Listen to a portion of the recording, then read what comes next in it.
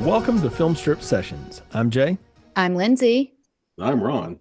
and in this episode, we attempt to answer the question, do one of your favorite movies, does it still hold up? And if it does, what makes it hold up? And excited to be back here. Before we get into all of that, though, Ron, Lindsay, good to talk to y'all again. We've had lots of fun here on Film Strip recently, lots of cool, fun episodes.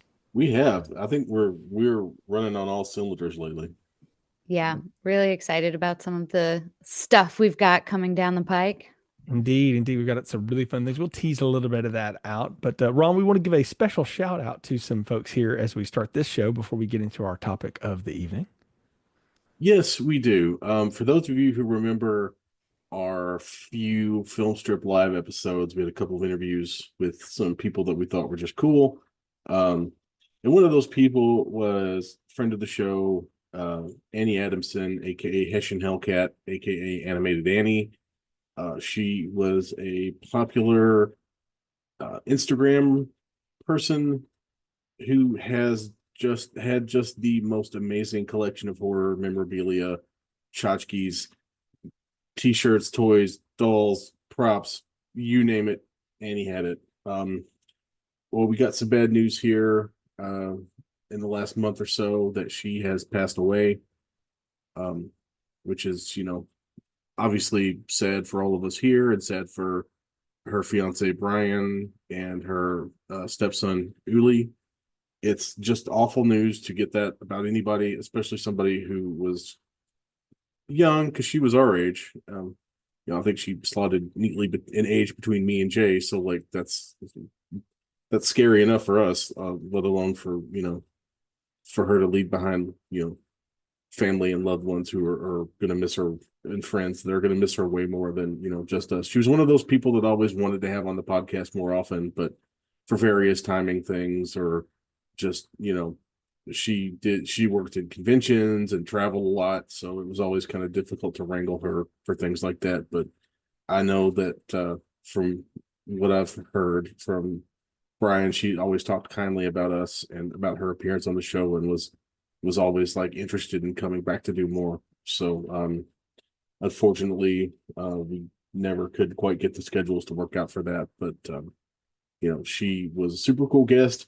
Go back and check out that film strip live episode we did with her. You can actually watch the video of it on YouTube if you'd like, to see just like the backdrop she has for the YouTube video is just like full of the coolest shit you've ever seen. Especially if you're, a horror nerd.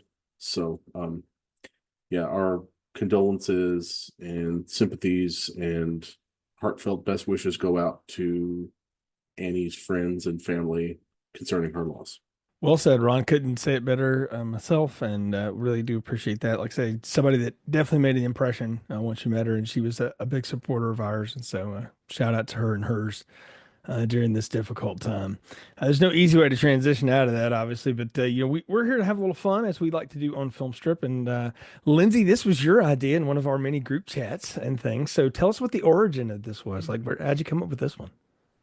It might have been Ron's idea. I don't know. We were kicking around. Ron looks surprised. I don't know. Maybe I think Ron and I remember the same bit of history. This was your idea. someone asked the question, what movie have you watched the most? Yeah. And we each kind of went around the horn and gave each other what our favorite movie was, or what movie we watched the most, which I think usually equates to one of your favorite movies, at least, or top 5, top 10. And here we are. We all had very different movies that kind of tied in together. I think Ron did create a tie-in for all of these. Mine, should we go ahead and say what our most watched movies are to let's kick it off? let's hold on to those for a minute. Okay. Yeah. Okay. So no, I think you're right. We'll get into what they are here in a minute. I mean, if people are reading the description and have seen the logo, they know at this point. But we'll talk about them in a minute. But I want to go to the thing you said. I think you're right. Is that it tends to equate that your favorite things are things that you watch all the time, unless Mhm. you're like me and you just hate watch something to see if it ever gets any better. And so, Beetlejuice after last season, two notable like, examples of that rule. But yeah, no, I love this idea and sort of thinking about your favorite things and why they remain favorite over time and stuff like that. And I'm one of those people that I could never do just like a single number one favorite song, Mhm. band, movie, anything like that. I'm a list. Like I can give you five, probably 10, but Yeah. like and they can move around in my world a lot. So um I I wanted to ask y'all, what defines something as a favorite, just besides rewatchability though? Like what makes a favorite for you? I think, well, rewatchability is a big one for me. That's probably that's probably the most important thing because I've seen movies that I thought were amazing movies, but I'm not putting them on the regular rotation, you know? I think, gosh, I because like the acting doesn't necessarily have to be great to be a favorite movie, not for me anyway. Maybe for you guys. Nostalgia goes pretty deep though. If it was a favorite movie when I was a kid, it is still probably one of my favorite movies. Ah, I was waiting for where you were or Ron to say the magic N word, nostalgia.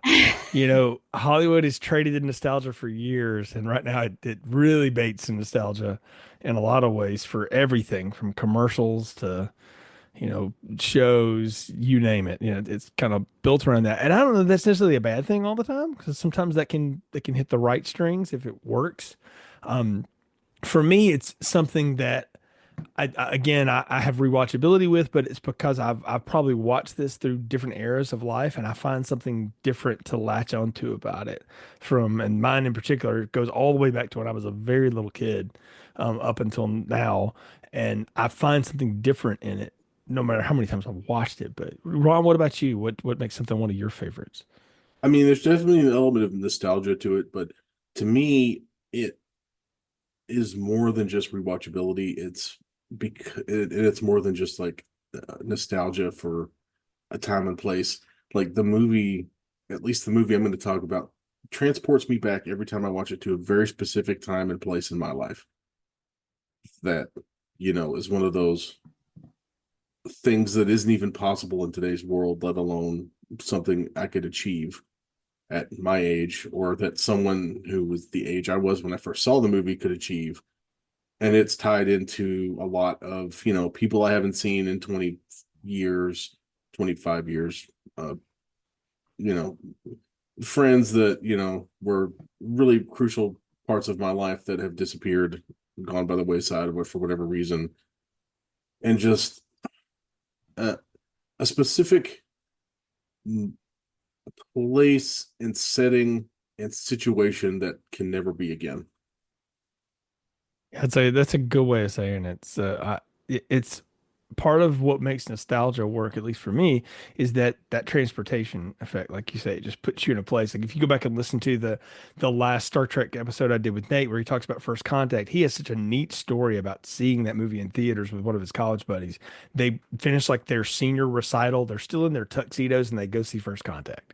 Like he remembered it like it was yesterday. And so hearing him tell that story was so neat because I was like, oh yeah, I remember like having moments like that, and when I saw stuff. And it's always fun to go back and revisit those things. Actually, we should let the cats out of the bag officially now, though, what everybody's stuff is here. So, Lindsay, what's the one you're going to talk about tonight? And then Ron, and then I'll tell what mine is, and we'll go around the horn and chat them up for a little bit. I will be talking about The Goonies. I will be talking about the 2000 comedy crime film from Guy Ritchie, Snatch. And I will be talking about the 1975 reason we have blockbusters today, Steven Spielberg's Jaws.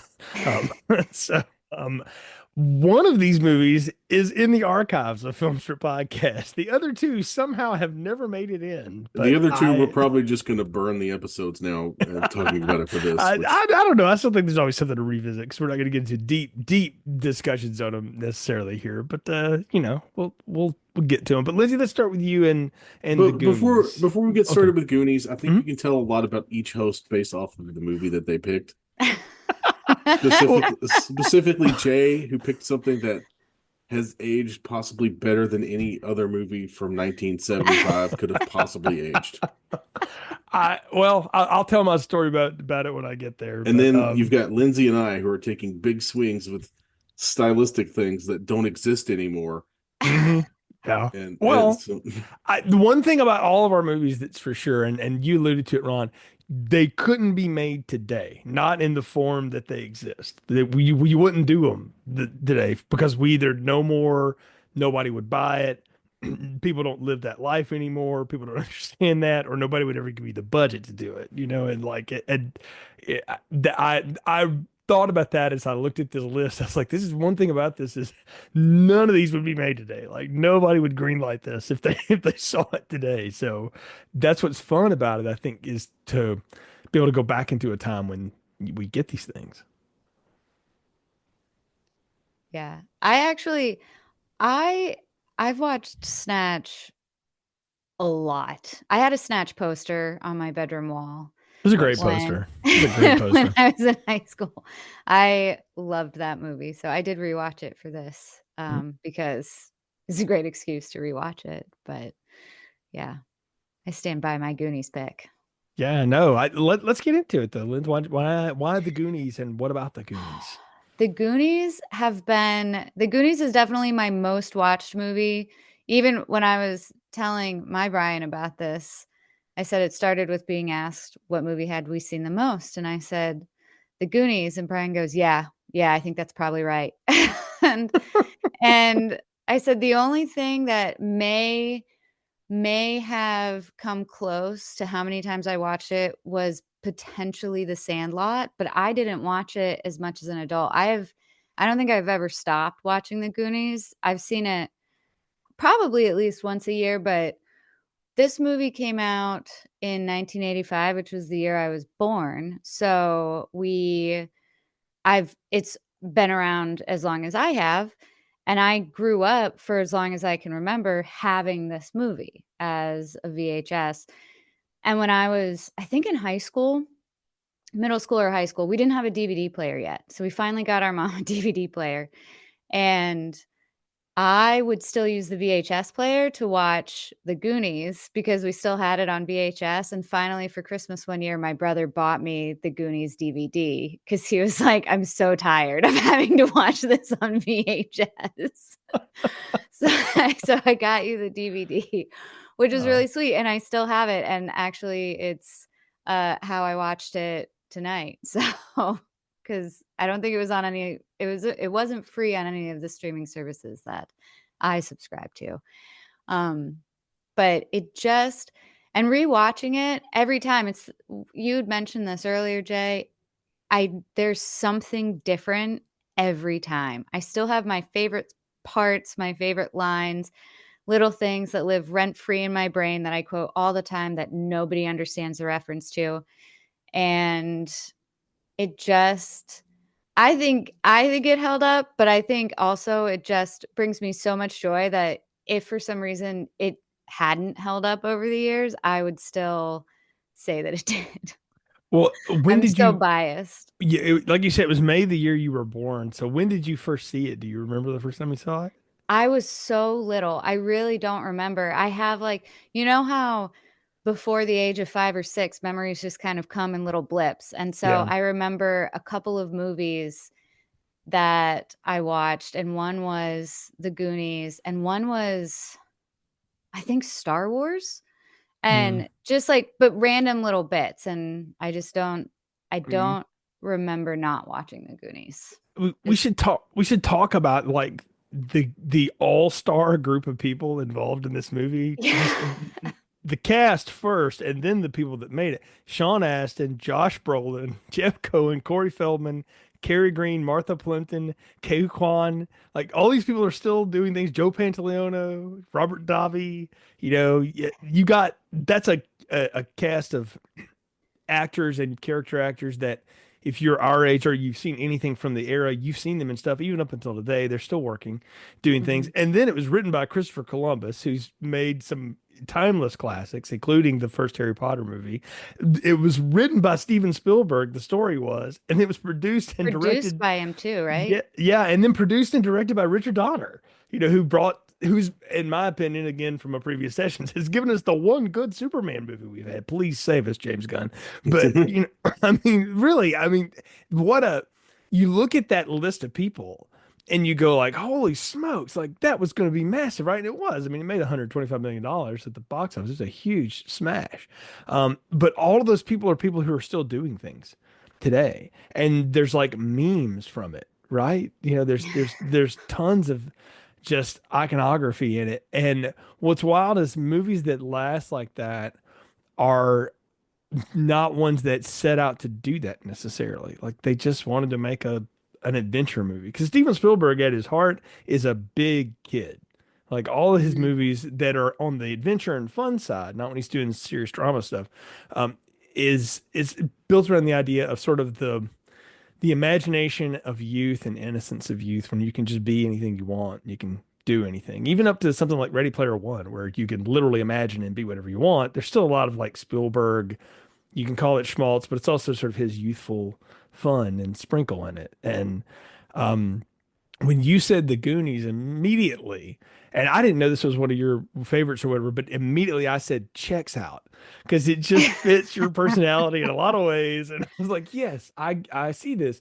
But it had been a long time since I went back and watched it. I know I saw it growing up. We didn't see it in theaters.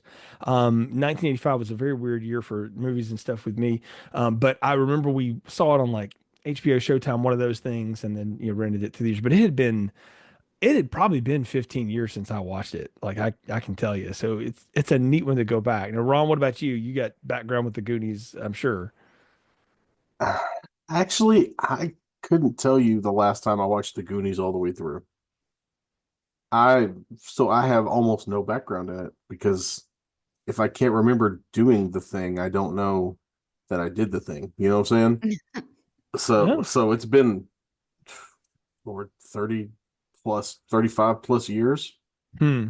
probably more. Like I'm 43, so give me 7-ish years to have watched it on VHS, and I don't remember having watched it since like elementary school. But one of the people you didn't mention is the most important person to me from the Goonies, Anne Ramsey. Oh, okay. Can we talk about the run she had for the like 2 year, the 3 year run she had from 1985 where she did the Goonies, 86 she did Deadly Friend, the Wes Craven movie, and then in 87 she was nominated for the Academy Award for Throw Mama from the Train, I remember that. It's a very which is dark a movie. dark but also incredible movie. And like Yeah. she Oh, and she dies was in in Scrooged too. Hmm. well, she dies in 88. She has one like shitty horror movie that she did in 88. And then she has her role in Scrooge that comes out after she dies. So Hmm. like literally the last like 3 years of her life were like the best years of her professional career, like as an Wow. actress.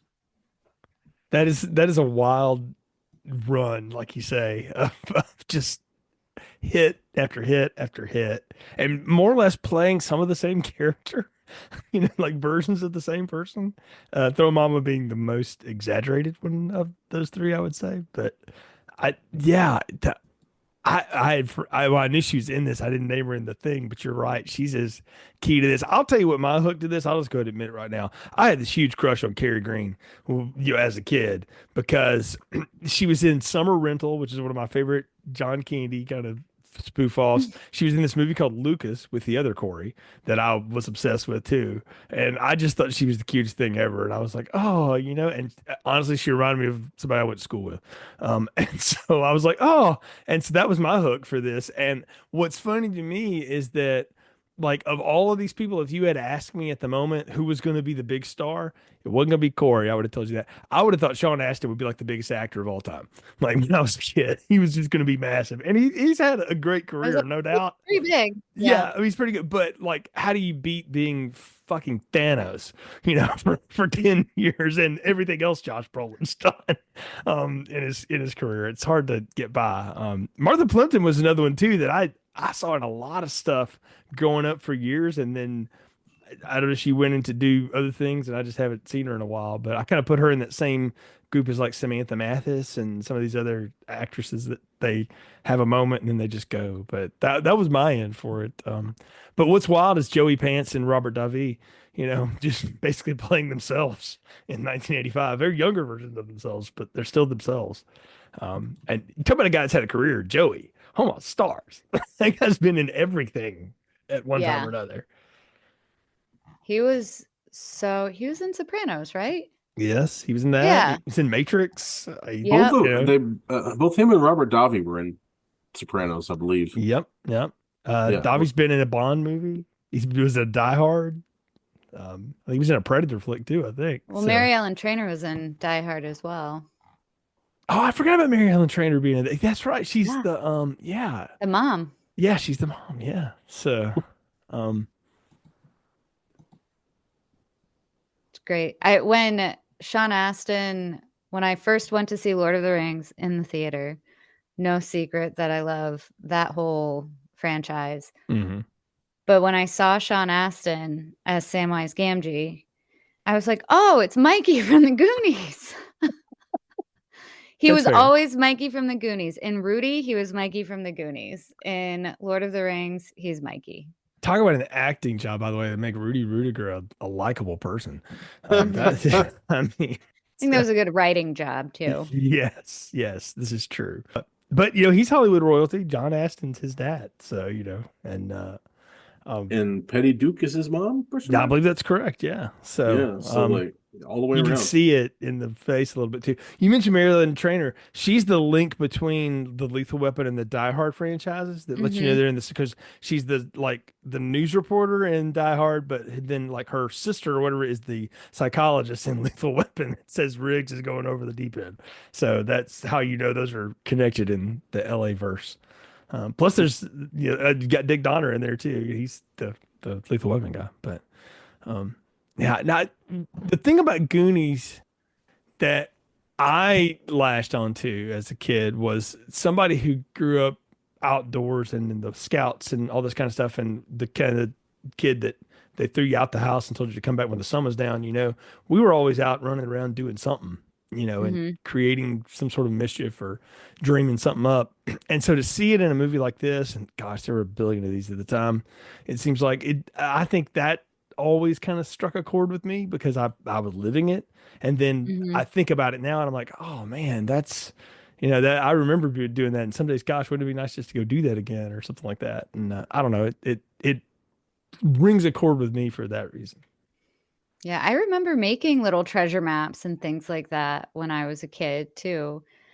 And I think especially watching it as an adult now, in hindsight, you realize that it's it's one of those movies that really strikes a strong chord with a kid who just feels like they're not in control, and they're not. Like, kids are not in control, their parents are in control, and especially when like, what they face when it feels like even their parents aren't in control and their whole life's about to be upended and uprooted, but there's still this hope that they can do something about it.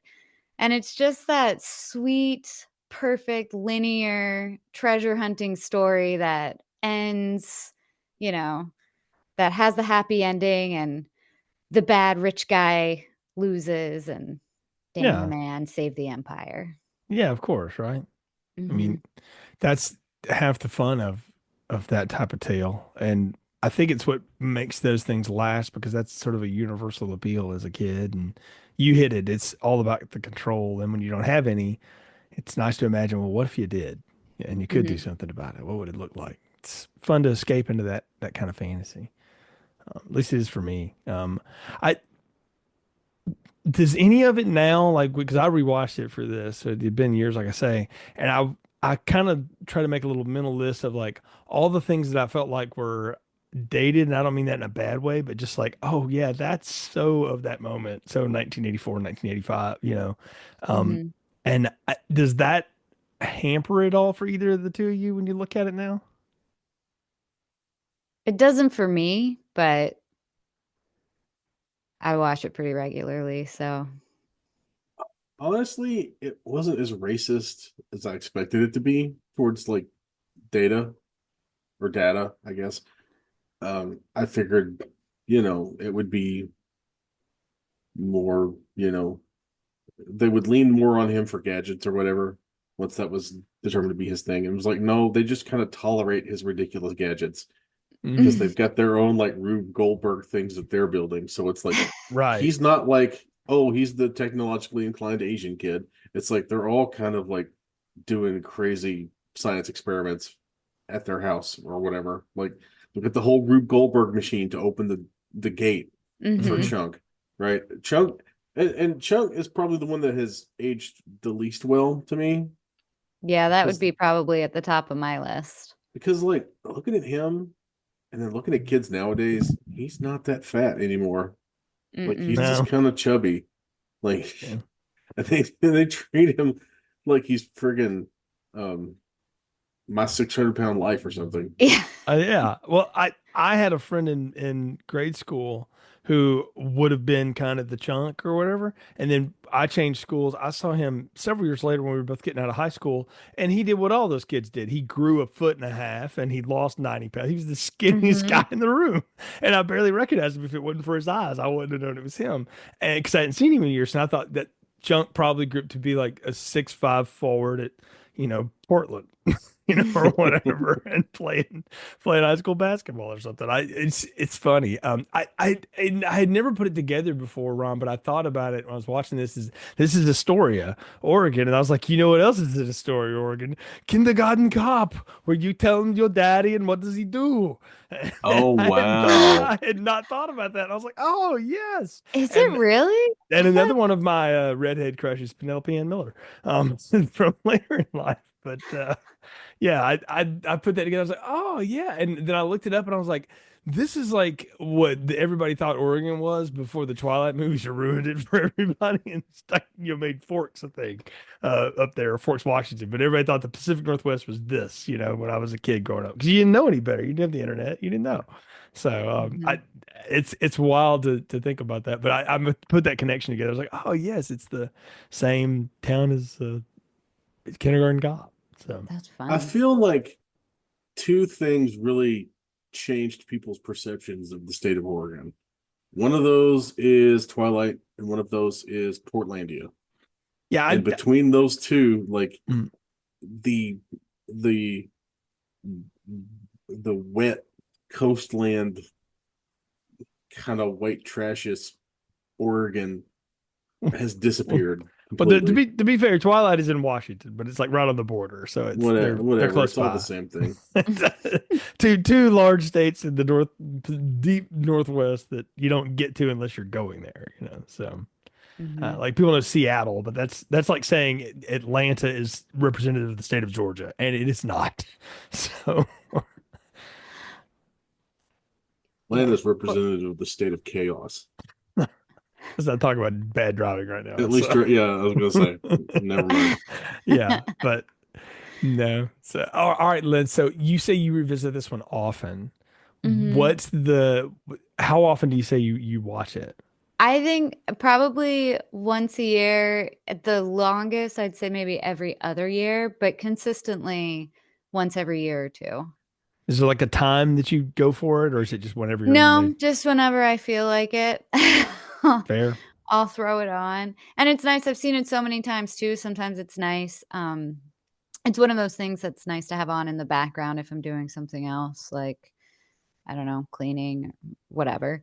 Yeah. So I've heard it a bunch of times as well, but this was and I do find I pick up on something a little something new every time, and it's crazy that that's the thing. Maybe I just pay closer attention every time, but it's funny. No, I think that we all identified that that's one of the things that makes something rewatchable is you find something new in it every time. Mhm. So yeah. Yep. One of the things I'll say for the Goonies is I expected it to be a lot more annoying as an adult. Yeah, the kids. Yeah. Yeah, I expected the kids to be really super obnoxious. And I mean, at parts they were kind of obnoxious, but like for the most part they were okay. And that like one of them is Corey Feldman, so that's a huge surprise to me that he didn't go Corey Feldman that is, far over the top. yeah, but he's great in the over the top that he goes because everyone has that douchey friend or they are that douchey friend. I've been both. I've had them, I've been them. But it's depending in this on the circle. But Corey Feldman plays it so well because all of the other kids just really offset him, I feel like, really well. They're all just a little bit different, but I like his over the topness. And a thing I'll say for this movie is there's not too many of them. Yeah. Yeah. Sometimes in ensemble movies like this, you can get one or two too many people that just kind of are there to fill a requirement for some reason, Mm-hmm. but don't necessarily need to be there. And I feel like they've got a good solid core of kids, and like the relationships all feel super lived in, Mm-hmm. which is really impressive for you know teenagers and children, right? Mm-hmm. That I think you can really give credit to the three creative forces behind this: Spielberg, Christopher Columbus, and Richard Donner, who at different times in their careers were all really good at getting that out of kids and getting that performance out of kids. And the way that they'll all tell you they did it is they let them be kids. Like but then they also have like this, okay, now we're going to be like on and we're going to do this. And every kid actor that's ever worked with Spielberg and all the ones that worked with Columbus said the same thing, said you knew when it was time to be serious and it wasn't like somebody shaking their finger at you. It just you just knew, and it made them want to like bring their A game and stuff. Because I mean, again, you've got people here who are a little bit of Hollywood legacy too, so they were trying to make their way in the world at this point. So they got to do good because these are big people, you know. You can tell too some of the moments where they were allowed to play. Like there are some pretty, I would somewhat obvious unscripted things where I'm sure the direction was something like, okay, name every single type of ice cream you can think of, go. And they just Hmm. turn the cameras on and let him rip off as many ice cream flavors as he could when Chunk was going into the freezer. And there are a few other little things besides that, but it was clear that they weren't strictly required to adhere to a specific script. They were allowed to play a little bit, which I think helped a lot. And I think it really helps that they shot the movie basically sequentially Hmm. Hmm. too, so you could get the relationships will develop more over the course of the just spending all the time together. And I think that's an easier. It's harder for everyone else behind the camera to deal with, but it seems like it would be a lot easier, especially on like young actors, to just all right, we're on page 37 today. You know, 38. We'll do 37, 38, 39 today, and then we'll be done. That kind of thing. You mentioned The Sandlot earlier, Lindsay, and I felt the Hmm. same way about that group of kids that they had like a repertoire among them that just they obviously built it over the time of being on the set together and doing all those things. And I think back to the miniseries of It and the way that those kids, some of which are still friends now in their late 40s as adults, because of the way that they work together on that film. It's one of those neat things to see. And it's why I'm curious that they've had all these different spinoffs. They were going to do stuff, and they've now we're for sure getting a Goonies too. Apparently, it's in production as we speak, or in pre-production. So all these years later, coming back to it, I'm curious to see what that will look like. I'm also a little scared of going back to Yeah. it, but Yeah. I have, when stuff comes out like that, especially for movies or shows that I really cherish and have loved for a very long time, I will wait. I'm not one of those people that gets excited about them coming out. There are some people out there who do. I will wait sometimes years before I'll actually sit down and watch it because I don't want it to ruin the first one for me, or I don't want it to, just feel disingenuous. But we'll yeah, see. Yeah, we'll yeah. see how it goes. I feel like the story and the way it was filmed, because I don't think the idea was I don't think they were shooting for perfection here. I mean, the little jewels that they find at the end just look like cheap costume jewels that you get at any dollar store. But it looks like and it feels like it was just ripped straight out of a kid's imagination. And I I mean, that's one of the things I really love about it. And I think that that's one of the things that keeps me going back to it. But there are, like many movies made for kids, there are plenty of jokes in it for adults as well, so Yeah. it's good. That's for sure. Yeah. It's funny, Lindsay. I'm sure you were entirely too young when you saw this, but as I was watching it on my my phone, my daughter kept coming over to look over my shoulder to watch it. And as they're like going down the water slide thing to the pirate cave and going Uh-huh. around the pirate ship, she keeps looking over and she's like, "Turn it up! I want to hear it.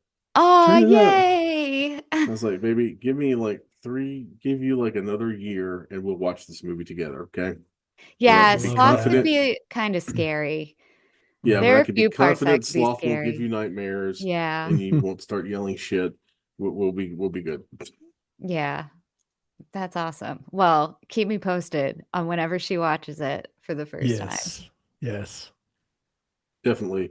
I mean, she already watches like Studio Ghibli movies, so like she's ready for freaky stuff.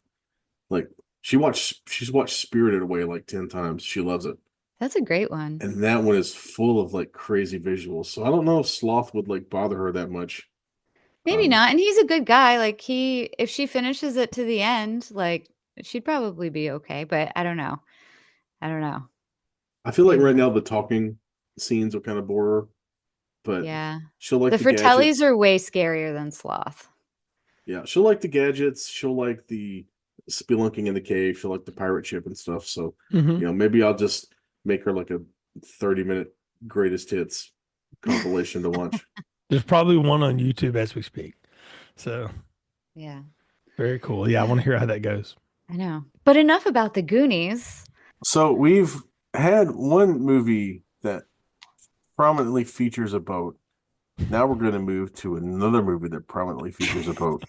Jay, unlike us who like picked things that could possibly age poorly, you picked an all-time classic movie because we couldn't like get you to understand the assignment of picking something you might be modestly embarrassed about. So Oh, let's talk a little bit about Jaws for those of well, you who haven't already listened to the episode in the archives. It's a great episode, by the way. oh, thank you, thank you. Well, okay, so all the things I would be moderately embarrassed by, we've probably covered at some point in 15 years of the show. So that's one thing.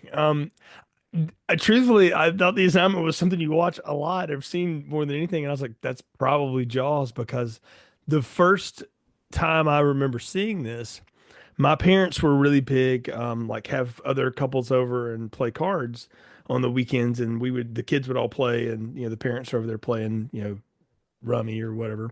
Um, and I remember when Jaws was on television, and my parents let me watch a little bit of it, even though I was supposed to go to bed. I got to see like the first few minutes of it, and I didn't know what I was looking at, but I knew what that animal was that was on the screen because I had a book of those in my room, and I just became obsessed with like sharks and wanted to know this. And then, I liked it for that. And then it was a big monster movie. It was my first monster movie, really. And then, I watched it, and then through the years, I've just I saw Jaws 2 on cable. We saw Jaws 3D as a family together in the theater. And then for my birthday, we went and saw Jaws for the Revenge, which that's a long story that I tell, I think, on the archive. But that series is something I've just kept up with through the years. And the older I got, the more I got into all the stuff about it, right? And I mean, I own it on VHS, I have it on DVD, I have it on digital now. They've got several versions of it out there. And like I said in the intro, have found something different in it every time I've watched it, and really in every era of my life. As a young person, it was a great monster movie. And then as a later teenager and in college, like I bothered to read the book and I kind of got into how they made it. And it's when I think it was the very first DVD I ever owned was Jaws, and it had this great documentary with everybody on it, including Spielberg, talking about the absolute hell it was to make this movie. It was supposed to shoot for 50 days. It shot for 160. Again, a movie that would not be made these days, or actually maybe it would, but it was way over budget. It was way over time, and it worked because of the craziest thing ever, good networking. Lorraine Gary was married to the studio head and she believed in it. And she kept telling him, just let this guy work. He's 27, I know, but just let him do it. He's got a thing going. And that kept the movie alive. And so hearing that and hearing him talk about it, it's kind of wild. And then I don't know, it's just fun. It was one of those things that I've gone back to, and then as an adult, I really latch into the part on the boat with the three guys because at different points in my life, I've been pieces of each of those men. I've been in those kind of roles. I've been the young guy that felt like I had all the answers and the whiz and all that stuff, and I didn't really know what the hell I was doing. And then I was the guy, I've been the older guy too. That's like, you need to shut the hell up and put down your damn technology and help me do something. And then I've been the one in the middle, like going, can you two just shut the hell up and do some work together? So I feel like I've been all of them at one time. And that's the fun thing about Jaws to me is it can be a scary monster movie if you want it to be. It can be a drama about these three men and really one man, the chief, and sort of what he's going through to do this. And it's also a hell of a horror movie because I'm one of those people that I love to look at the ocean. About 6 inches deep is all I want to get. Now on a boat, that's different because I feel like I'm somewhat safe in that situation or whatever. But I don't like I don't like going into the animal's house, as I say. Like that's their world. I didn't get into that. But I respect it and I'm fascinated by that. Because as much as we think about what we know about the world and stuff around us, we know so little about the ocean. Like we've only touched so much of it. And it's just wild to think about these huge creatures out there that we know live forever almost, and how do they operate? And the fascinating thing about the shark is that it becomes a villain in the movie or whatever, but all it's really doing is just what it does, and I think that's a delicate balance to strike. So it's maybe you may have thought I was trying to go highbrow with it or whatever, but truthfully, it's a movie I watch all the time. I have a specific time of the year where I will watch Jaws movies, and it's between Memorial Day weekend and Fourth of July weekend. I will space them out for myself because they kind of remind me of that time of the year. Well, that's perfect, especially for this one when it takes place. I mean, largely between that. So it's definitely a summer movie. Yeah, I and I think think I it's watched it in October, yeah, as the classic horror I flick type thing. that's one of those ones that who shows it every July 4th? AMC yeah, shows like the Mm. Jaws marathon, so it kind of like usually yeah. yeah, so it's one of those things that I feel like this is the time of year to watch it, like New Year's Eve in the Twilight Zone, or Hmm. Thanksgiving and Mystery Science Theater 3000. Mhm. Or if you're me, 4th of July and Return of the Living Dead. If you're Jay and myself, New Year's Evil on New Year's Yes, Eve. It's one of those things like, well, this is the time of year I have to watch this yeah, because this is the time of year that I'm supposed to watch it. right, And then right. you, What? yeah, Yeah, that's what you do. Yeah. like my horror movie series, I don't need an excuse to watch a Halloween movie. I will just watch them. But I do Yeah. try to do that in the fall because it kind of fits it. Friday the Mhm. 13th is a summer thing. This time of year is kind of a, we're recording this in the spring. This is kind of a Nightmare on Elm Street time. If I want to go back to a series. So it, I make those kind of connections with it because this is the summer movie and it's about a summer thing. And I didn't grow up near beaches. Like I didn't go to a beach until I was a teenager, and so I didn't know what that was like, and I've been to several since, obviously, but I've always been fascinated by that. I've never been to that part of New England and seen all of that. It's kind of on the bucket list of things to do. But I, I don't know. There's just, it's a movie too that it does exist in a time that we couldn't do now because one, we know a lot more about sharks. We've done a lot of better science, that kind of thing. It wouldn't get played off this way. Also, the size of the thing is ridiculous. All you got to put all that aside, but that life doesn't exist anymore. What they're doing in this, that it's not really part of it, even though people travel to the beach for the summer and all that kind of stuff all the time. It's just a different town. Like that town's a different thing now. So I think about that and wonder what it would have been like to grow up in somewhere like that. And, having seen it, it's just a neat. But I mean, the thing that I think if everybody remembers anything about Jaws, besides the shark and stuff like that, and the fact that you don't see it, it's that score. And it's probably the first time I really understood the power that a score could have on a movie because without that score, that movie is nothing. Like it really isn't. And sometimes the score is the shark. I'm really glad you brought that up. When I hit play on this movie, so I watched it with my Brian, and he was, I don't know, in the kitchen getting something, and I hit play, and you heard the Jaws, or at some point, it was at a point where you heard the Jaws score, the really famous piece, and Brian goes, "Tell me that's not the most recognizable piece of music in film history." And I was I like, mean, honestly, you might be right. I think most people, even if they'd never seen the movie, would recognize it as the Jaws Well, you've theme. got the Jaws theme, you've got the Psycho strings. yeah. I feel like that's one, two. Yeah, well, that and I would offer up the fanfare from Star Wars and the I would say Halloween. Halloween, yeah. Yeah, Yeah. yeah, the 5/4 time in Halloween's the thing that people that don't watch horror movies know that theme song. You Hmm. know, Tubular bells from The Tubular Exorcist. Bells, yeah, Yeah, Exorcist, yeah. I think people know Tubular Bells, but they don't remember what it was from. That one gets confused for things all the time. that's Psycho, fair. everybody knows the strings. They know the piano and the time on Halloween, and they know the Hmm. thump, the da da da da da Yeah. of, and all that is. And I love hearing John Williams tell the story about that because I've seen him and Steven Spielberg tell this together through the years. Is that he was like, "This is a pirate movie," and Steven Spielberg was like, "Oh my God, what is this guy talking about? He's high, whatever." But John Williams is like, "No, it's got to be pirate music, but for the shark, it's got to be this thing." And he just started playing it, and he thought it was a joke. He's like, "No, no, no, trust me, it'll work." And then, of course, in the editing part, when they had to realize the shark didn't work half the time, how do we make it appear that music was a great way to signal the shark was there or to fake Mhm. you out that it wasn't. And yeah, it's my first introduction into music being a significant part of the storytelling device.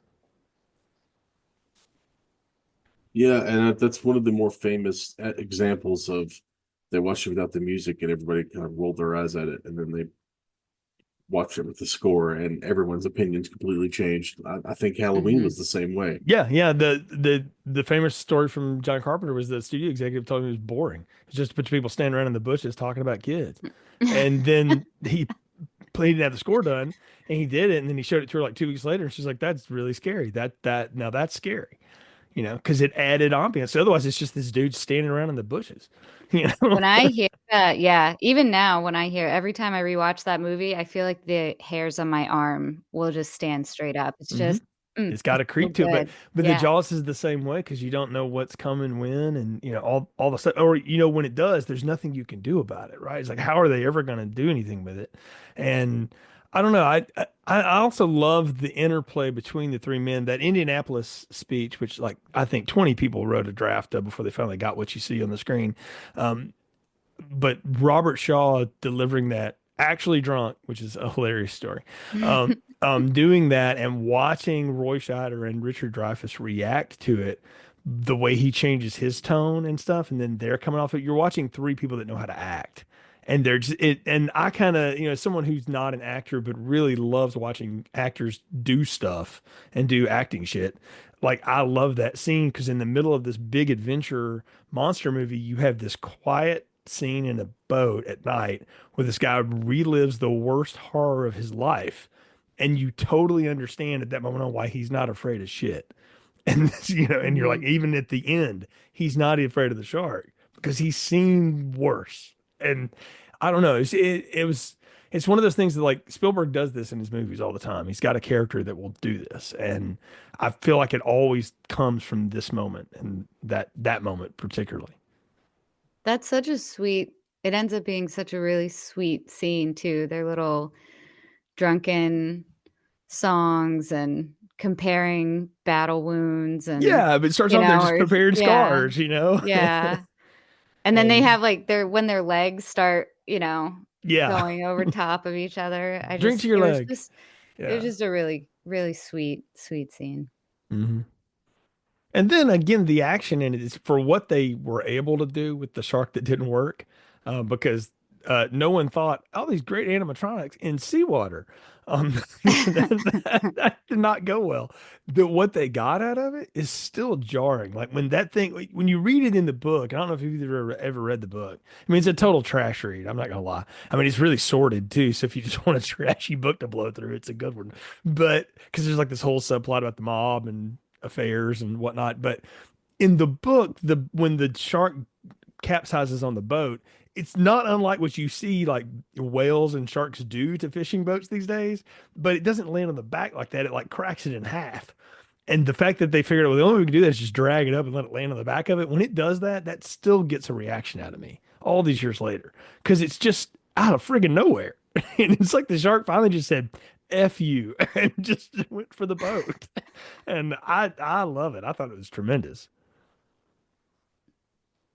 I like the shark too. It also got, and I watched this recently when I sat down to watch it. I thought, well, I don't think I did a full Jaws marathon, but I think I watched one and two, um, probably back in October, November-ish timeframe. And so it was still pretty fresh, but it got a reaction out of me too. I definitely gave the gasp. Like I forgot about it, but I love it.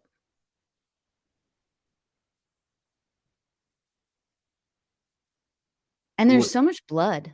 Yeah. and it's just such a fabulous movie. Like it's just so well done. And the miracle that Spielberg pulls off to shoot around this broken shark and to shoot around the fact that you don't shoot on open water No. is just wow, man, Well, it's an incredible achievement. that and a lot of credit to Verna Fields, the editor, who with Spielberg in the editing bay found the movie and all of that. And all that, 160 days of footage is a lot of footage. And Do they you had to get this out. And she did a hell of a job putting it together. do you think when they were making this and everything was kind of going to shit, do you think that they knew what they had? Like, were they just like, this is gonna be trash? Or The, do you think they were like, this is definitely gonna be the next big blockbuster for the next several decades? all stories told are that Lorraine Gary believed in it because she thought that Spielberg was really smart and that he knew Mm, what he was doing. In spite of being as young as he was, he commanded the set. So she ran interference for him with the studio. But all the other actors thought this was just going to be nothing. Like they were like, it's done. I mean, Richard Dreyfuss hadn't been in a lot of things and wasn't even going to do this, and then took it because he was in a movie that he thought was going to make his career and it bombed, and so he begged to do it. Shaw had been a star already, and had been in things, so he was just doing a job, and he was like fourth or fifth choice. Roy Scheider was just an actor. He just took a job mhm, and said, "Yep, okay." He was working for the studio at the time. And this was the next thing, so okay, cool, and he had kind of already been mended too, in French Connection and a lot of other things. And so nobody else knew but they didn't know. Like they had no idea. John Williams believed in Spielberg enough that he really pushed too. Like he had a lot of clout in Hollywood and still does. But the story is that he did a little bit of help with the studio too, going like, just let it work. And the studio believed it enough to get Verna Fields had been like a really seasoned editor. Like that's like getting the big producer to come in and fix your thing. And so when she came in to cut it up, she bought it and she found it. And, her and Spielberg together found the movie in the edit bay. But they didn't know what they mm. had until they all saw it. And then when they all saw it, they couldn't believe how well it turned out. And which is funny because nowadays, like they're all on AMC, like you say, but if you try to go buy these like on discs and stuff, you will find the original Jaws and then you will find the other three packaged together sometimes. You will never find all four of them in the same spot because Spielberg refused to have anything to do with a sequel to this. He hated that and fought it in a lot of ways, but studios, have their way. But that's why you see those like that is that they will never jam them together. They're all owned by the same studio, but out of deference to him, even all these years later, you'll never see Jaws 1 and 3 in the same package together. Huh. I did not know that. The Revenge, the sexy shark movie. Yeah, the sexiest Lifetime movie with a shark in it ever. Yes, I think that's how I described it when we reviewed it all those years ago. I've said Jaws 2 for years. I equate that at Halloween 2 as kind of living in the same universe of like they're not what the originals are, but they're totally watchable and a lot of fun if you just go with it. And they Mhm. they also have a lot of explosions, random people getting killed that need to, because that's what their job is. You can also say that like all the stuff about Jaws, like all the iconic stuff, isn't from the Jaws. It's from Jaws 2, because that's when they figured out how to get the shark to work. And Florida was much kinder to the animatronics than New England water. So this is again, it's one of those things it's been a part of my life, my whole life, I think. And so I'll always watch it. And if I'd never watched it again, I could probably quote half of it to you. I just know it. But I tell people Mhm. all the time, if they think they know it, like to go back and watch it for a different aspect, watch it for the technical aspect, watch it for the acting in it. Cause there's a lot going on. And even in the quiet moments when, the Roy Scheider character Brody's sitting at the table and he doesn't know what to do. And he's folding his hands, he's rubbing his temples, and his little kid starts doing it like as a mirror to it. Mhm. Just that's a moment in a movie that wouldn't even happen nowadays. But the movie just stops to let that happen because it makes him seem very real, because he was. And so that's what I hang on to is that kind of little stuff.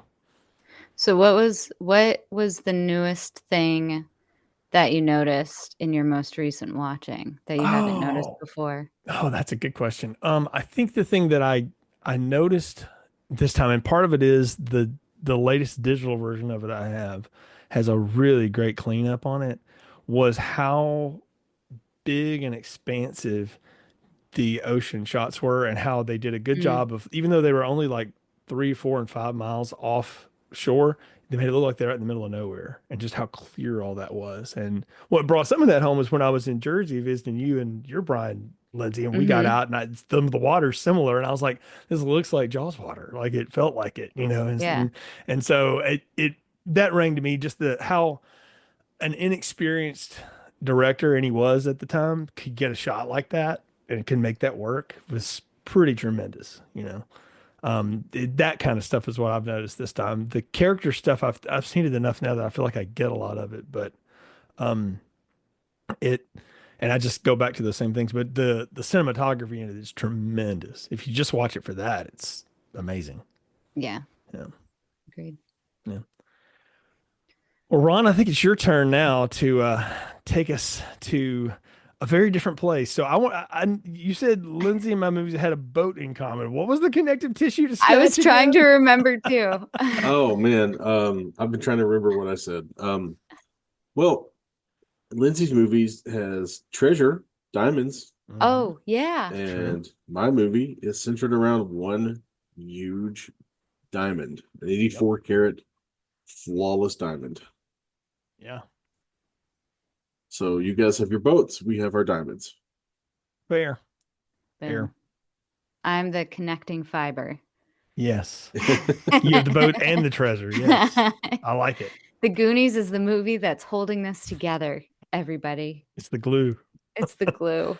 They're the So, Gloonies, The Goonies. but all not the right. Cloonies. So you said before that this movie takes you to a very specific place. So what's the story, Ron? Yeah, it comes out in 2000 and it comes out summer of 2000 when I am working 60 hours a week at Hollywood Video. Oh Yes. wow, I remember Yeah. those. Yes. Yes, it was me and like the district manager because like after I'd been there for like a week and a half, like the actual store manager and all the other store staff got fired uh, for stealing because one of the employees had enough body piercings that he set off the I'm stealing alarm every time he walked through. So he just decided to steal, and like the police went to his apartment, which was literally across the street from the video store, funnily enough, and found like 100 stolen DVDs. Oh Oh my my goodness. Yeah, like, and not like the things you would expect somebody covered with tattoos and body piercings to steal. Like he took like Meet Joe Black. Okay. Yeah, God. that was the one that made me laugh the most Did anybody when I finally watch heard that about it. movie, much less somebody stole it? Holy Apparently cow. he did. Pretty sure Wow. I watched it. Oh, I want I've to see the seen it part where once too, Brad but Pitt, speaking of Brad Pitt's terrible accents, talks in Jamaican patois to the lady yeah. and gets CGI hit by the bus. Yeah. But we're not talking about his Jamaican accent. We're talking about his Pikey Pikey. accent, which Pikey might be a slur these days. I don't remember. Oh. But they call them Pikeys, so we'll just use the word because we're Americans and we don't have gypsies in our country. No, we don't. Uh, We do, but not really. I mean, not like this. yeah, So yeah. Um, they go by a different name. mhm. But yeah, that's the time and the place that this movie always takes you back to because when we would close down at the end of the night and have to do like conditioning on the shelves, or if we're going to be there for a couple hours because we had to do like an inventory or we got some new stock that needed to be put on the shelves or, you know, a new standee had to be set up or something, we would put Snatch on once we locked the doors and it would play in the background while we did all the stuff. Um, so, and it was the first, I bought 3 DVDs at the same time when I first got my first DVD player. Night of the Living Dead, 1990, Snatch, and I am blanking on the third one. It might be 28 Days Later. That's a. I can see That's good. the tie. Yeah. Hmm. So Which, weirdly enough, I believe 28 Days Later now is expensive because it's out of print. they're supposed to be bringing it back out for this new one that's coming out. But you're right. Right now, it's kind of hard to find. So what you're So saying is I need to sell it now while I still can get some yeah, money out yeah. of it. If you yeah, you want to make anything on it now? Now's the time, Ron. So But yeah, that's the very specific time and place that it brings me back mhm. to. I believe I had just, yeah, it was my first summer home from college, I want to say. And I had just started growing my hair out because I used to have long hair. And one of the things you couldn't have at Hollywood Video was hair long enough to touch your collar. And I was like, when I started there, it wasn't long enough to touch my collar. And by the time I left for the summer, I was tying it up into like a man bun to be able to like, see, look, it's not touching my collar. And my district manager was like, they're gonna when the actual like important people came by once, they were like, he needs to get a haircut. And I was like, dude, I'm the only employee here who hasn't stolen anything from this place. Like, exactly. I can either keep my hair like this or I can start stealing shit. Yeah. But It's you're not fun. going to get both. It's fun watching a movie about people stealing shit, which is amazing. Exactly. And like one of the big things we did, because it was me and this kid who was like 6.5 feet tall, but he was only like 15. So he had to leave at like 10 o'clock or whatever, and I had to stay until like midnight. And I usually ended up driving him home for my lunch break because I'm a nice guy.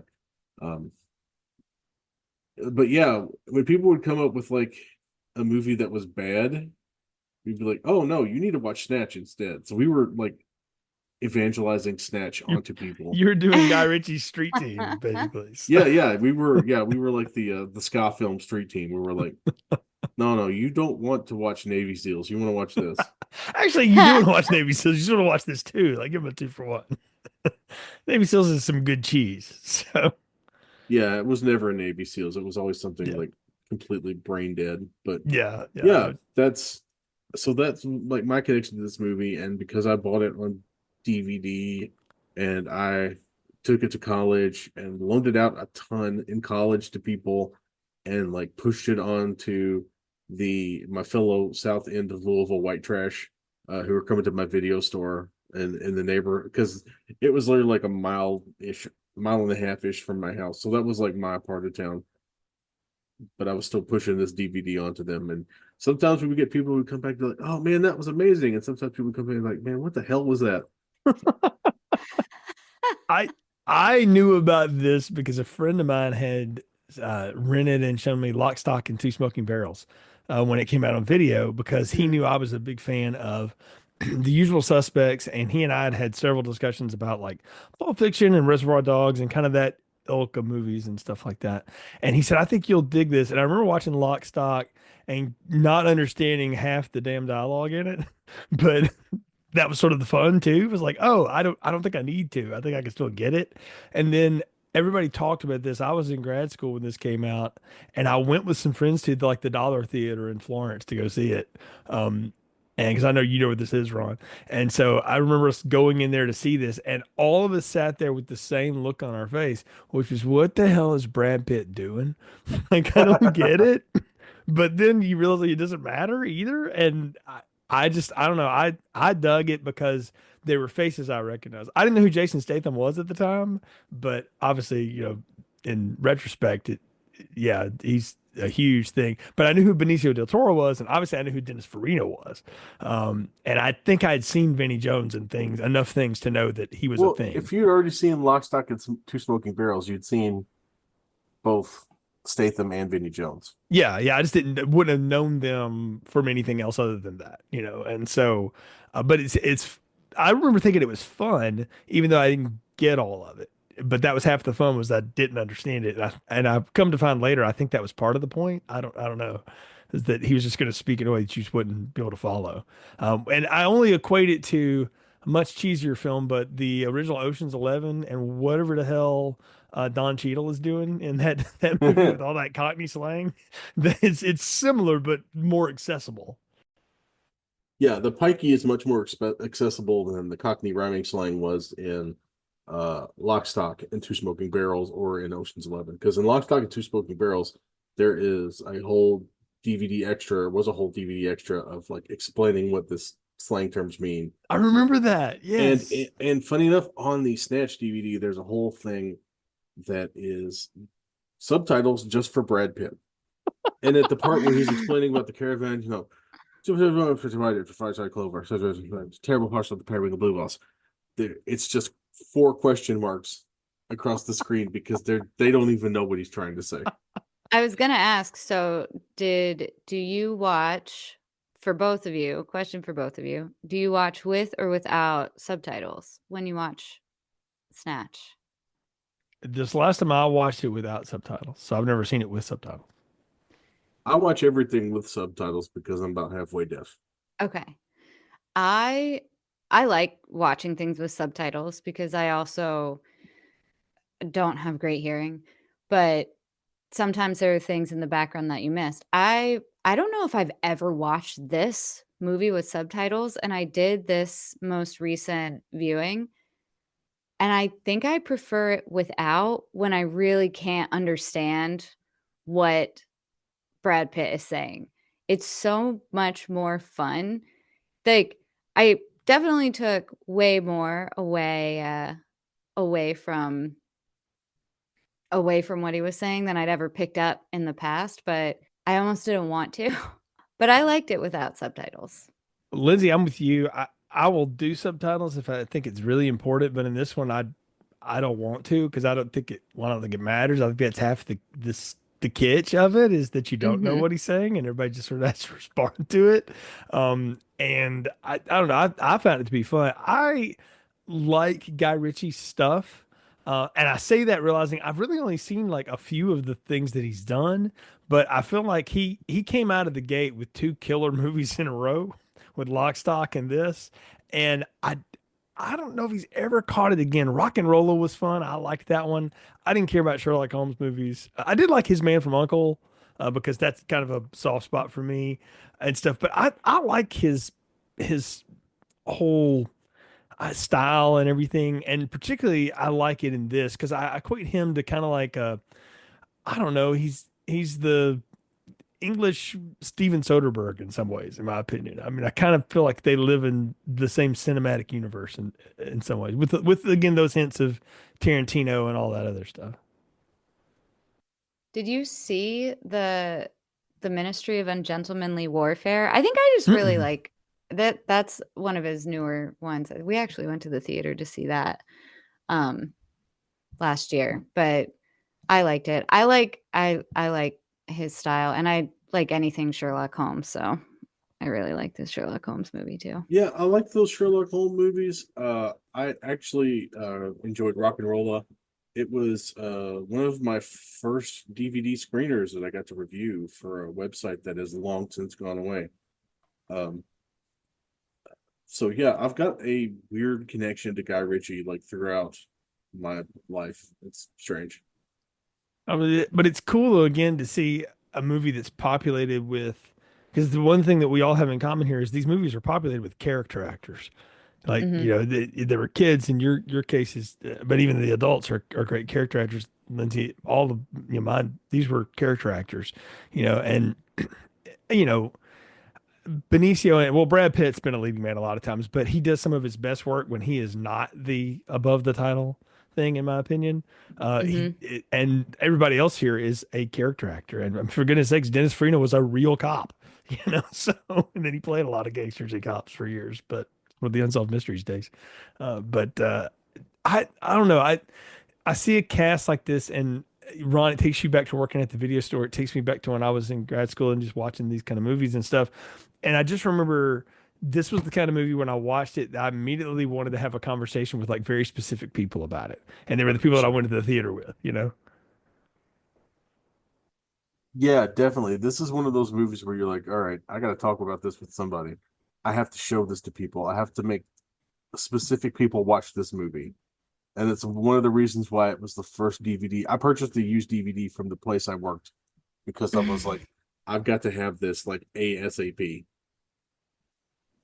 And I can say at least in my school, the theater kids, one of which I was, obsessed. We were all obsessed with this movie. And like I said, I had a poster of it. We thought the word snatch was freaking hilarious. So we we were in high school. So I mean, yeah, That's fair.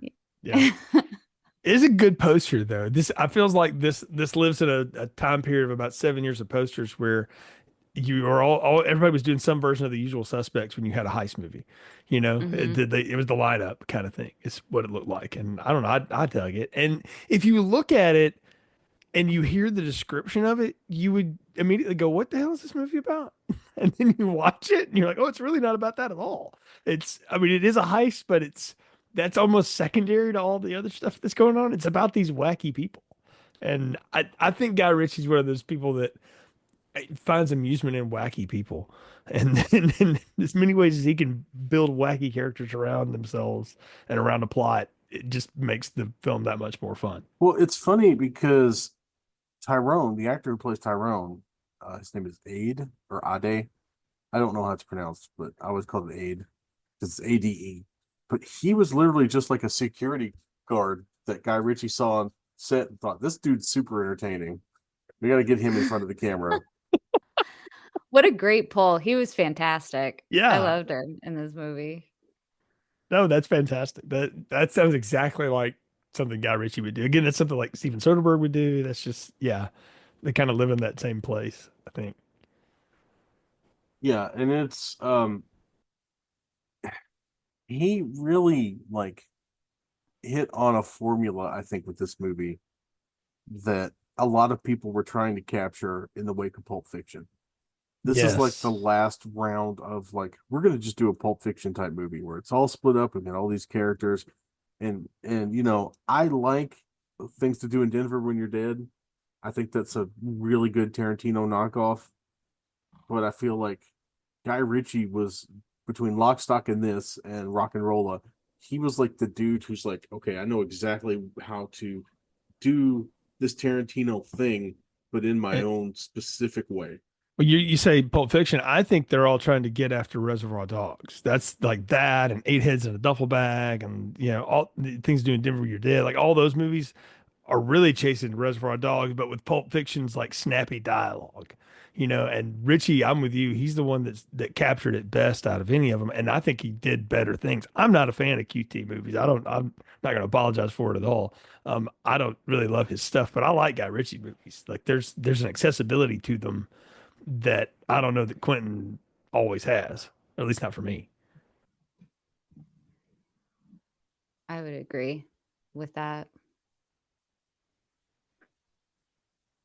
I'm down with Quentin too, Yeah, but yeah, I like Quentin, but I can see why you wouldn't like. yeah. But what's funny is if you trace the through line, to tie this into Double O film strip, Jay, Matthew Vaughn was the Yes. producer on this and a Lock, Stock, and his directorial debut was a great gangster movie called Layer Cake, Yes, I've seen it. Yes.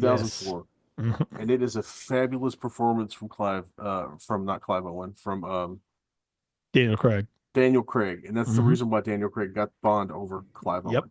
Yeah, we talk about that in an upcoming, it's already recorded, kids, upcoming episode where we're talking about the Craig Bond stuff. And both Matt Bledsoe from Film Feast and I talked about that we went and saw Layer Cake, when we found out Craig had been cast because I want to know who that was. Because I'd seen him in stuff, but I'd never seen him lead anything.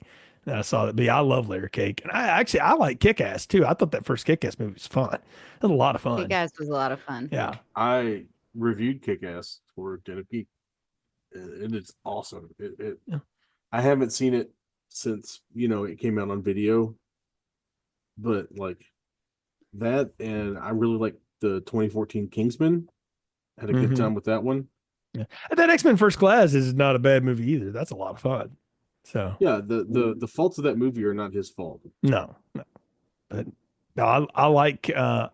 And I'd forgotten that he was the producer behind these things. So I'm glad you called that back out. So um I have to say this thing about Vinnie Jones. It's just an aside, but the funniest thing I've ever seen with Vinnie Jones is it's at the very end of the Nicolas Cage version of Gone in 60 Seconds, where he like finally says something and he's just got that big deep accent. And Nicolas Cage just deadpan. That's one of his best line deliveries ever. He looks at the street and goes, "Man, I thought you were from Long Beach," and he just kind of shrugs. You know?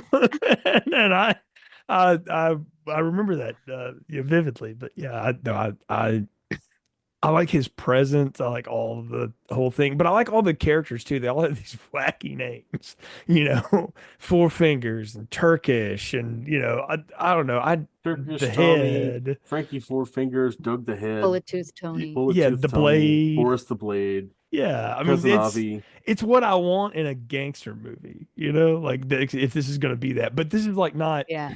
classy gangsters. It's not Martin Scorsese. Let's get all 5 hours of Robert De Niro playing all the characters like he's Eddie Murphy in the 1980s or something. It's way more, these bumbling idiots, and it's amazing that they don't shoot themselves all the time. These are like grimy urban dirtbags. Yes, Like yes. so it's a lot more like actual gangsters than like Yeah. the Martin Scorsese gangsters. Yeah, yeah. It's not, there's no class to it at all, but they're in their own No. little den of thievery, which is funny. And it's good comedy too. Like you can have an action movie that has laughs in it, and then you can have a comedy that has some action in it. And I feel like this is a comedy that has some action in it. Yeah, I feel like it Yeah. definitely is weighs heavier towards the comedy side. And a lot of that is a lot of the dudes you have in the movie are like naturally funny people. Like um, you know, Jason Statham before he was the action guy, he was just kind of like a comedy dude. Uh, Alan Ford had done all sorts of shit forever. Like he was just a dude who'd been around for a long time playing hard guys. Vinnie Jones was mostly known as a soccer like enforcer, like Mm-hmm. hooligan, like throw the guy with the pointy elbows playing defense. You And know, Benicio del Toro can disappear into any role because he's just a weirdo chameleon, you know. He's so weird and so chameleon like. Mm.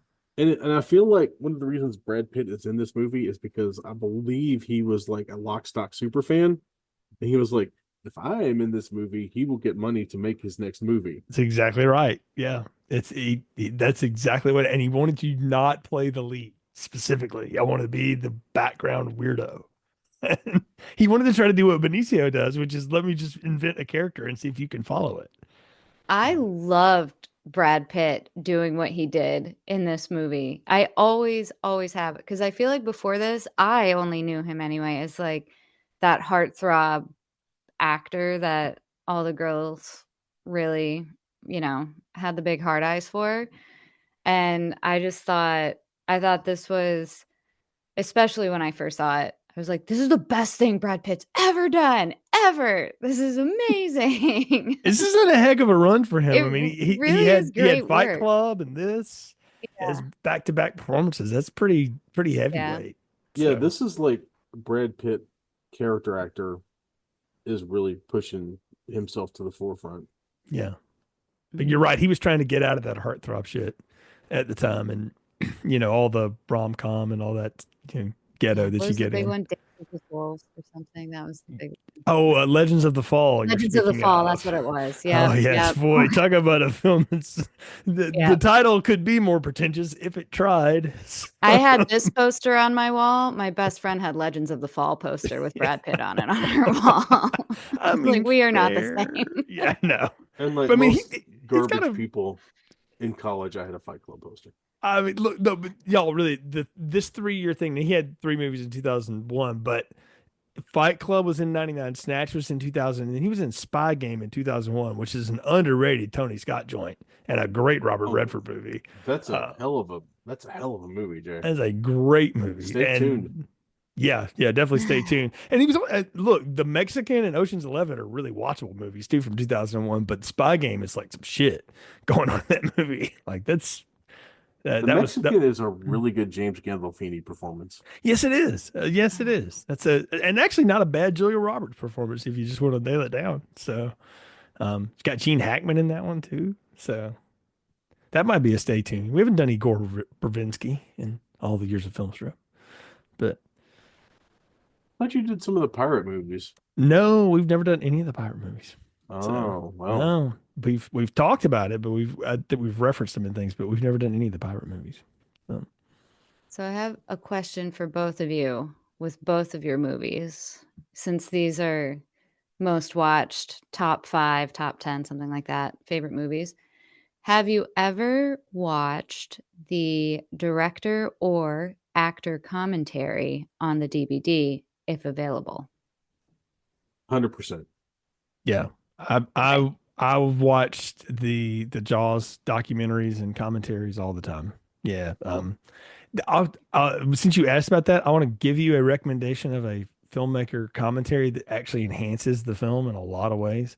If you can ever get a hold of the DVD of The Sum of All Fears, when they tried to make Ben Affleck Jack Ryan, Phil Alden Robinson, who directed that, and Tom Clancy do the thing together. You couldn't get two people that are more different philosophically about life Cool. than them, and they have a spirited yet very cordial, like disagreement discussion about. I mean, of course, they totally changed the book for the movie, but Clancy's given a lot of like, let me tell you why that's bullshit and why that would never happen. And Phil goes, I hear you, but here's why it works in the movie. And they have like a really good thing, but it's fun to listen to. It's one of the best commentaries I've ever heard.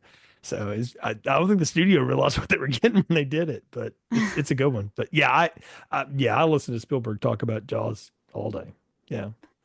I've watched the Goonies one. I've done the Lord of the Rings one too.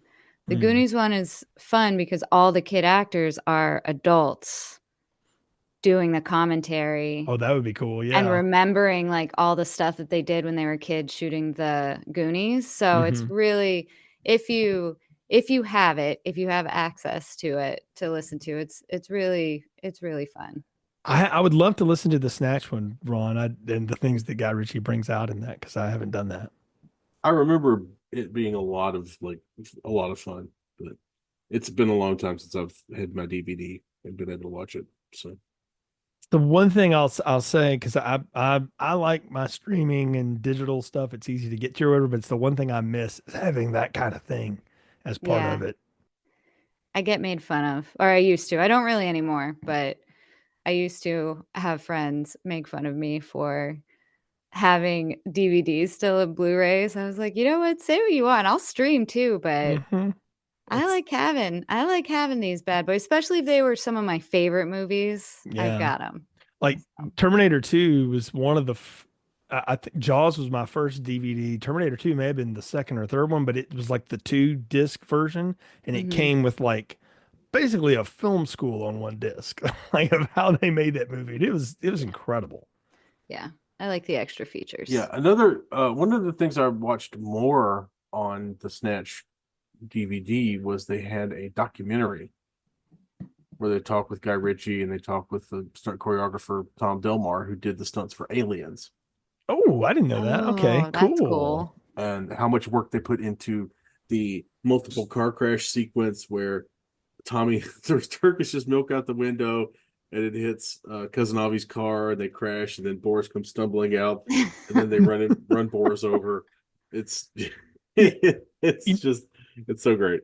I just realized that one thing all of our movies have in common too is they all rely heavily on practical effects and things like that. Yeah. Because there wasn't, well, in Ron's case, there was an option, but there weren't options when, Jaws and Goonies were made really to do that stuff. But not Some like, green screen. There's a little green yeah, screen in the Goonies, but yeah, but not like what we would think today. Like, yeah. so but it takes that kind of choreography. Like you can tell when those things are paced out really well, and then when it's cut together well, it's seamless and you don't note it. And then when you hear what they had to go through to get that to work, that's always fun to watch and go like, gosh, it's like a huge dance to make that kind of thing happen. That's why I'm still always impressed by stage productions and things when there's a lot of people doing a lot of stuff at once.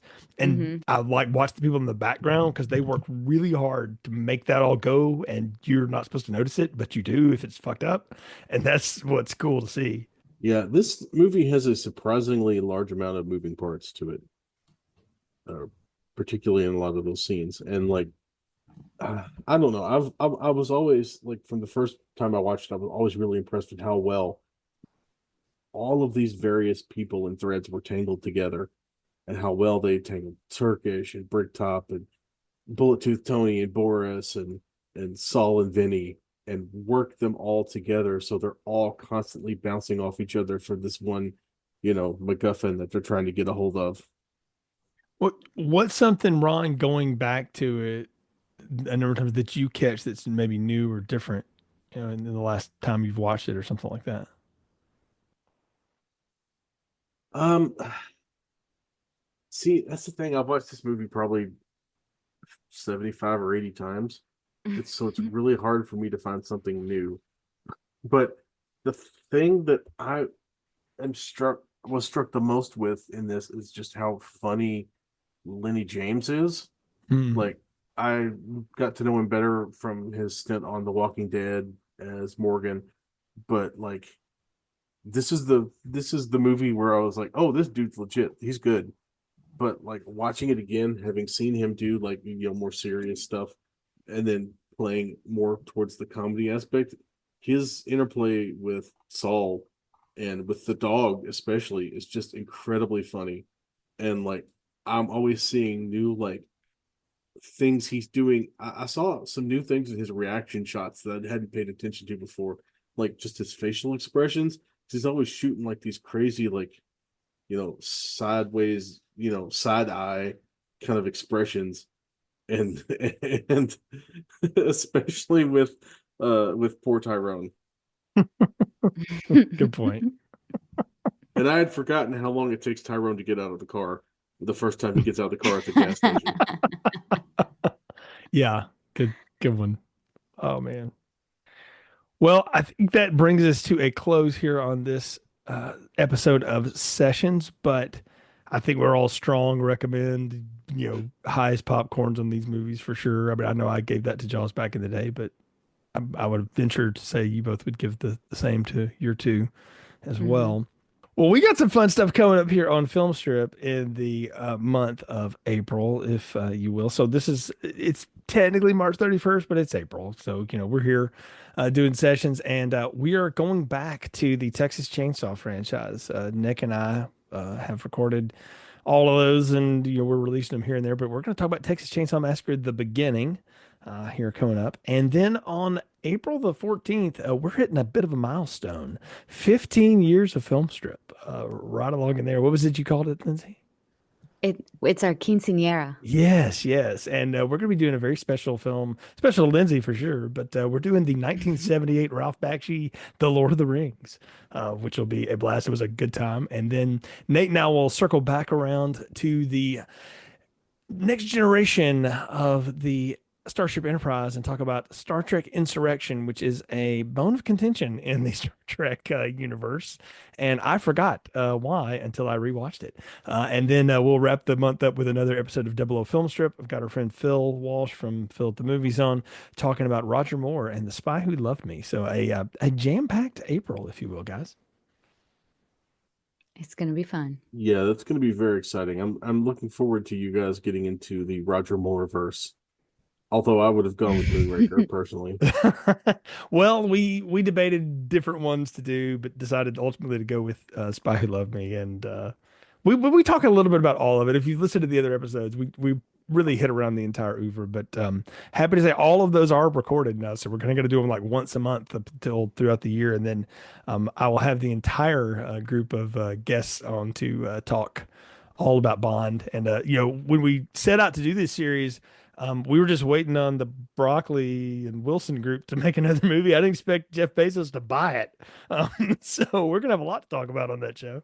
But yeah, we're just kind of celebrating a lot of Bond and Star Trek going along. And then we got fun stuff planned up throughout the summer. Some new things that we're cooking in the background with some of our favorite friends, and a lot of new things coming around. Before you know it, it'll be, another theme month coming along the way too. So you can follow this show everywhere at Film Strip Pod on the social media and get updates about what we've got coming up and reposts about our shows and, us interacting with our other pod friends and our listeners. If you were listening to the show and you like it, please give us a big 5-star review, say nice words. That's always fun, and share it on your socials as well.